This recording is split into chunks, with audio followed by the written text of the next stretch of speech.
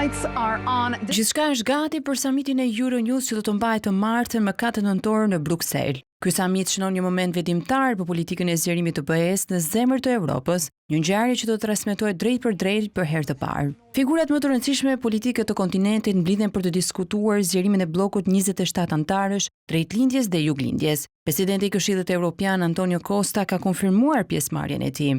Samiti do të sjellë së bashku presidentët e Moldavisë dhe Serbisë Maja Sandu dhe Aleksandar Vučić, tre kryeministra që përfaqësojnë Ballkanin Perëndimor, Edi Rama nga Shqipëria, Milojko Spajić nga Malizi, Hristia Mickoski nga Maqedonia e Veriut, si dhe komisionerin evropiane për zgjerimin Marta Kos. Ky samit përfaqëson iniciativën e Euronews për të fuqizuar zërat e vendeve kandidate në një moment ku presidentja e Komisionit Evropian Ursula von der Leyen ka rifilluar procesin. Samiti do të ofrojë një platformë të veçantë për udhëheqësit e vendeve kandidate që të shprehin perspektivat e tyre mbi rrugtimin e zgjerimit. Çdo udhëheqës do të ndajë mendimet e tij për mënyrën se si përcaktohet zgjerimi nga këndvështrimi i vendit të tyre dhe çfarë sjell rruga përpara. Koha e organizimit të samitit të Euronews përkon me prezantimin nga Komisioni Evropian i paketës së zgjerimit për 2025. Samiti do të shqyrtojë përfitimet e zgjerimit të BE-s, aksesin në tregje të reja me miliona konsumatorë, zgjerimi global të influencës politike të BE-s dhe forcimi i demokracisë dhe vlerave europiane në të gjithë kontinentin. Ajo që e veçon samitin e Euronews është angazhimi për dialog ballë për ballë midis udhëheqësve të vendeve kandidate dhe vendimarrësve të BE-s.